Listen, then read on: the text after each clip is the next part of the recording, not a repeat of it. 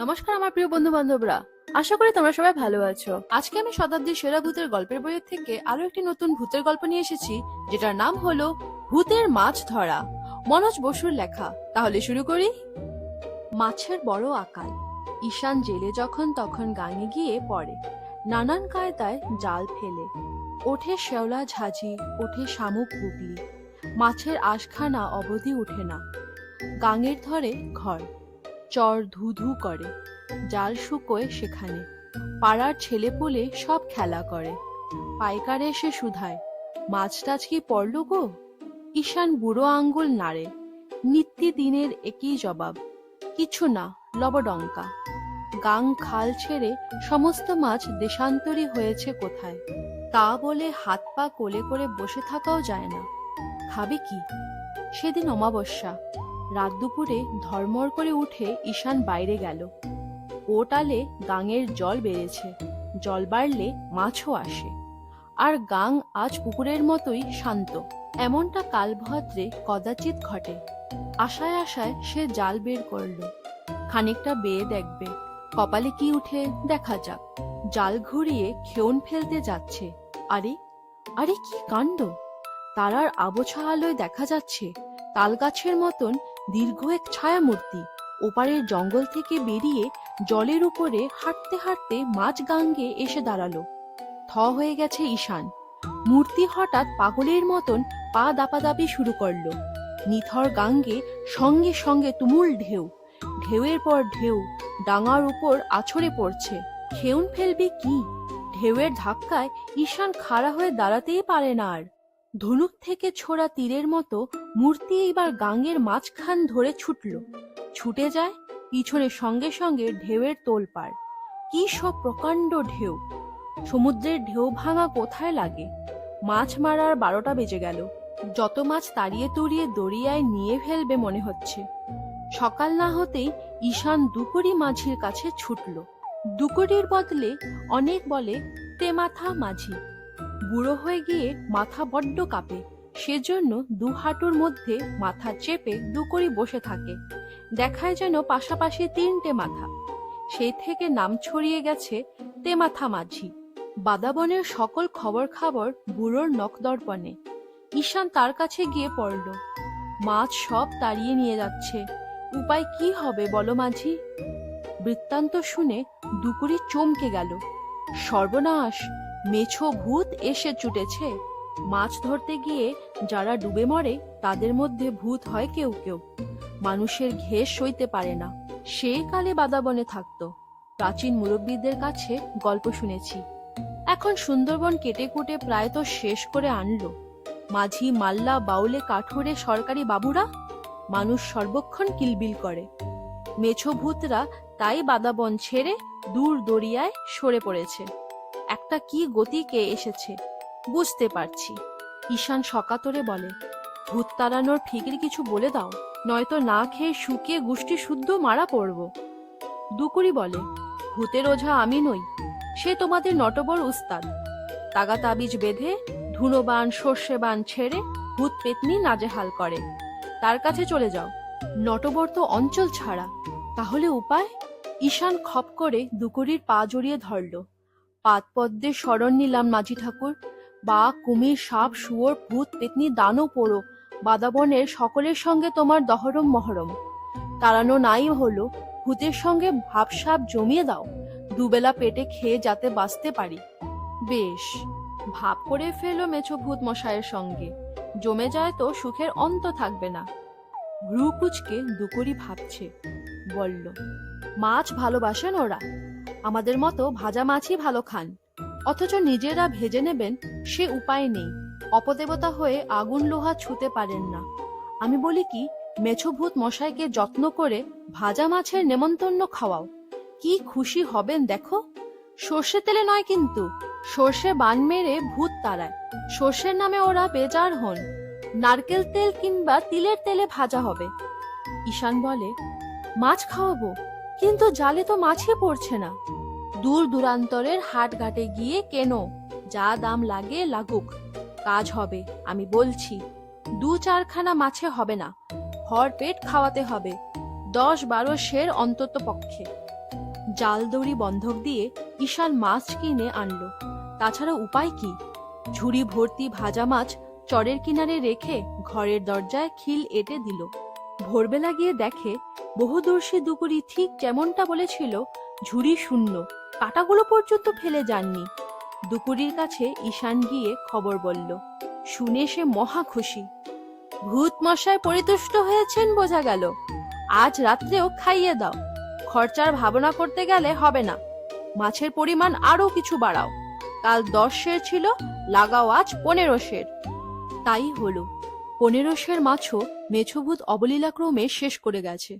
বুড়ো দুকুরি আহ্লাদের যেন টকবক করে ফুটছে।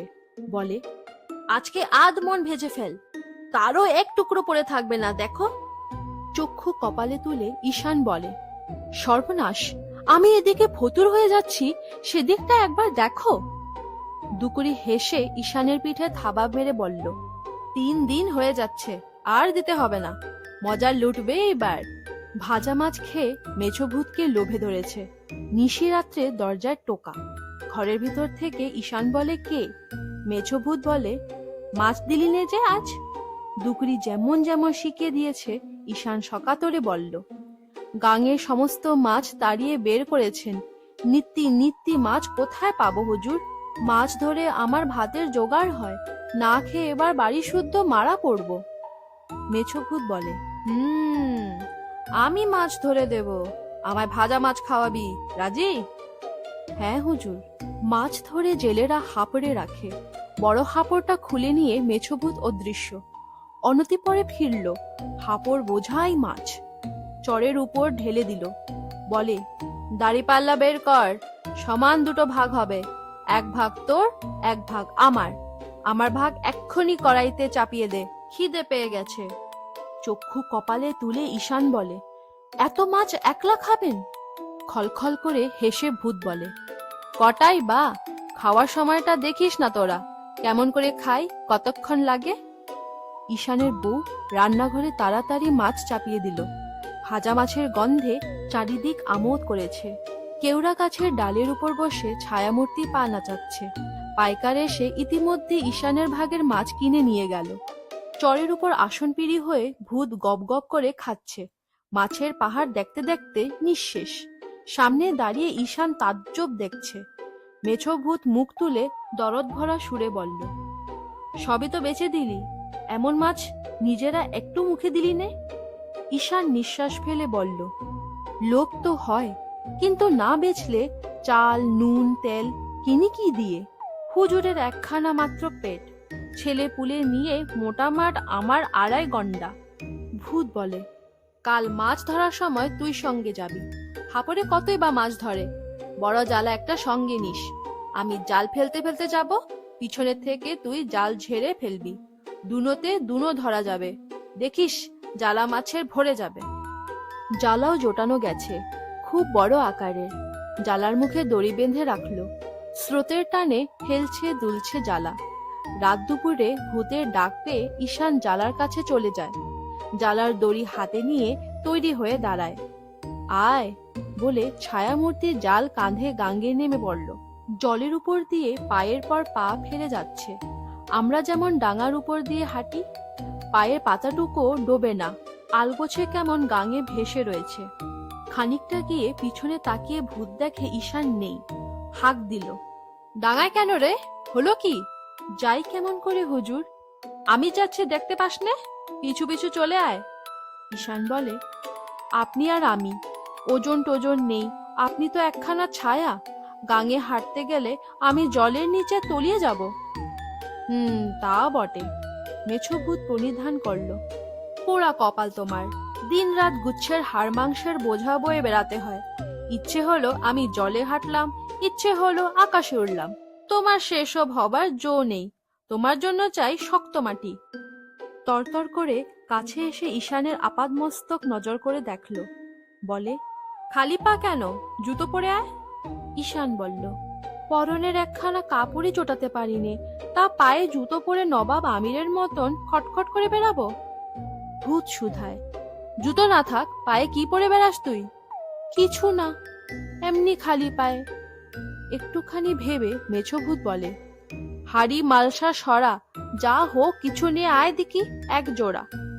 রান্নাঘরে খুঁজে পেতে সরা মিলল, দুটোই আছে। সরা হাতে নিয়ে মেছো ভূত থু থু করে জলে ছুড়ে দিল, ডোবে না সরা। অবাক কাণ্ড, স্রোতের টানে ভেসেও যায় না, ডাঙার কাছে একটা জায়গায় স্থিরভাবে রয়েছে। ভূতের হুকুমে ঈশান পা দুটো দুই সরায় রাখল, সবার সঙ্গে পাশ সেটে গেল। মেছো ভূতের পিছু পিছু চলল, এবার ভাসন্ত জ্বালা কোমরে বাঁধা অবস্থায়। কিছু মাত্র অসুবিধে নেই, ঠিক যেন জুতো পায়ে ডাঙার উপর দিয়ে হাঁটছে তো হাঁটছেই। হাঁটা বলা চলে না তাকে, দৌড়ানো না, তারও বেশি। কি এক অলক্ষ্য আকর্ষণে ভূতের পিছু পিছু নক্ষত্র বেগে সে ছুটছে। এ কোথায় নিয়ে এলো? মহাসমুদ্রে ঢেউ ভাঙছে, কোনো দিকে কিচ্ছু নজরে আসে না, খালি জল, জলের ঢেউ। ভূত দ্রুত হাতে খেউনের পর খেউন ফেলছে, জল থেকে জাল তুলে পিঠের দিকে ছুড়ে দিচ্ছে। সেখানে ঈশান বাছাই ভালো মাছগুলো তাড়াতাড়ি জালের বার করে নিয়ে জালায় ফেলে। জাল থেকে যেই মাত্র হাত সরালো, মেছোভূত সঙ্গে সঙ্গে আবার খেউন ফেলে। অত বড় প্রকাণ্ড জ্বালা দেখতে দেখতে বোঝাই।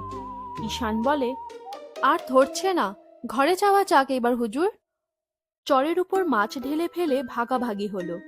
ঈশানের ভাগ থেকে খাবারের মাছ 4টি আলাদা রেখে বাদবাকি হাপড়ে তুলল। মেছোভূতের ভাগ বড় ঝুড়িতে। ঈশানের বউ কড়াইতে তেল চাপিয়ে এসেছে। ঈশান আর সে ঝুড়ি ধরাধরি করে কড়াইয়ের উপর উপুর করে দিল, ভূত মশাইয়ের চোখের উপর। পাইকার ইতিমধ্যে ঈশানের হাপড় মাছির মতন ছেকে ধরল। মহানন্দে ঈশান দর হাঁকছে।